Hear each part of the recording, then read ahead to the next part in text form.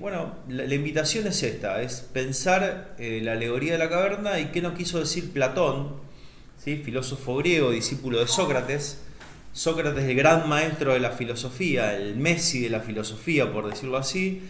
Después está Platón, que es el discípulo de Sócrates, y el discípulo de Platón es Aristóteles. Entonces, Sócrates, Platón, Aristóteles. Son como así como los tres popes, los tres monumentos de la filosofía griega. ¿Sí? Después a lo largo ya vamos a ver muchos filósofos más, pero nos quedamos ahí. Bueno, Platón en un libro que se llama La República nos cuenta esta alegoría. ¿Sí? Esta alegoría de la caverna que misteriosamente el autor de La Educación Prohibida la pone ahí al principio.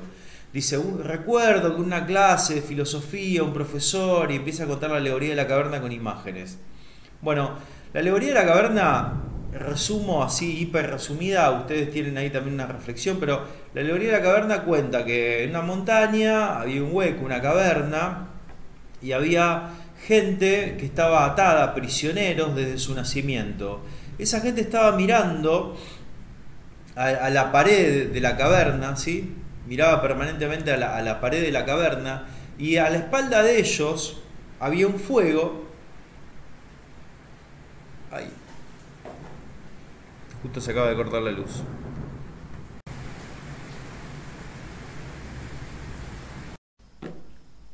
Bueno, volvió la luz y estábamos en la alegoría de la caverna de Platón. Platón decíamos que pone una alegoría. ¿Qué es una alegoría? Es un conjunto de metáforas que de alguna manera nos quieren transmitir una idea. Platón piensa una idea y pone imágenes para transmitirnos esa idea, que nosotros al pensar en las imágenes nos remitamos a las ideas que él nos quiere transmitir.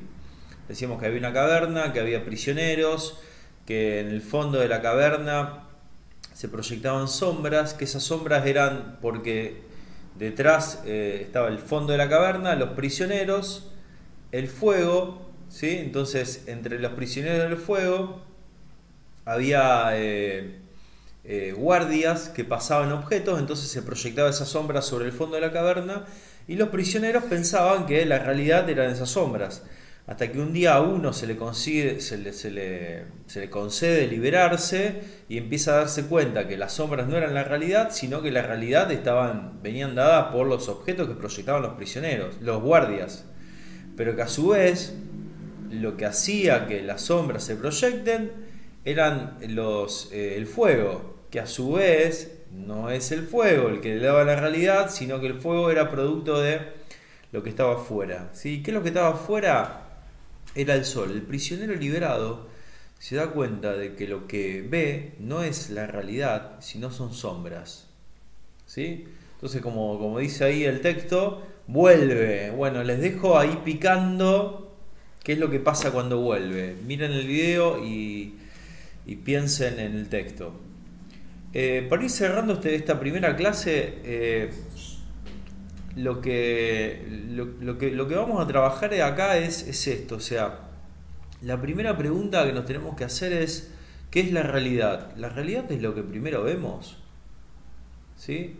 Esto que nos cuentan, ¿eso es la realidad? ¿Sí? Después, si jugamos a ser un poco hombres libres, sujetos libres, ¿de qué caverna tenemos que saber para salir para encontrar la realidad? Entonces pensemos, ¿cuáles son las cavernas en las cuales nosotros habitamos? ¿Sí? Y si nosotros estamos habitando en cavernas, ¿quiénes serían los guardias que de alguna manera nos cuentan, proyectan sombras sobre nuestro fondo para poder ver esa realidad? ¿Sí? ¿Y cuáles son las sombras que se proyectan? ¿Qué es lo que nos dicen que es verdadero y nosotros nos damos cuenta de que esto no cierra, no es del todo verdadero? ¿Sí? Y una vez que nosotros nos animamos, porque muchas veces hemos salido de caverna, ¿sí? Una vez que nosotros nos animamos a salir de la caverna, ¿no nos estaremos metiendo en otra caverna para poder después salir de esa caverna? Entonces pensemos esta pregunta, ¿sí? ¿Cuáles son las cavernas? quiénes serían los guardias, qué sombras son las que proyectan los guardias. ¿Hay cavernas sociales? ¿La sociedad nos mete en cavernas? ¿O hay también cavernas personales en las cuales nosotros nos vamos metiendo? Estamos bien, tranquilos, porque ya nos acostumbramos a las cadenas en los pies y al cuerpo atado. Entonces, bueno, es nuestra zona de confort, pero en el fondo es nuestra vida esa la verdadera, o la vida está más allá.